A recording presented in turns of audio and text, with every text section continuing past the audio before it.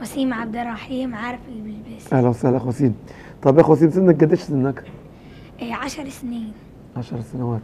طيب شو بدك تسمعنا ان شاء الله؟ سورة لقمان. لقمان. لقمان الحكيم، ها؟ تفضل. أعوذ بالله من الشيطان الرجيم. بسم الله الرحمن الرحيم. ألف لام ميم. تلك آيات الكتاب الحكيم هدى ورحمة للمحسنين الذين يقيمون الصلاة ويأتون الزكاة وهم بالآخرة هم يوقنون. حسبك يا وسيم. وسيم، انت عندك اساسيات القراءة والتلاوة الصحيحة، لكن التخصص يعني المعلومات المهمة في التفاصيل تتجاوزها، يعني بدك خلفية عنها طيبة، وبالتالي لازم ترجع لمركز التحفيظ عندك ويكون لك شيخ معلم يعلمك الأحكام.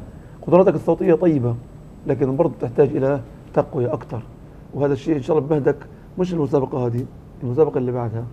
أما هذه المسابقة فحظ أوفر.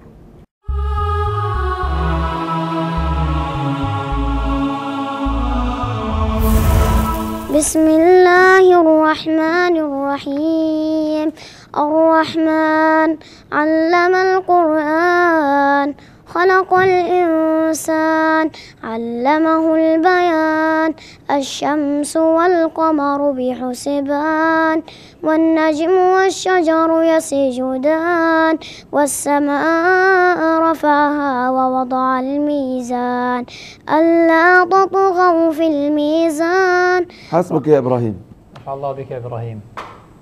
جميلة النغمة التي كنت تقرأ بها، نغمة هكذا هادئة تناسب مقام سورة الرحمن، هذه السورة العظيمة عروس القرآن.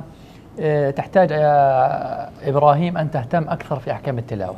إبراهيم رتب أحكام القلقلة، ورتب أحكام النون الساكن والتنوين والمدود بشكل أجود، وأنت ناجح يا إبراهيم.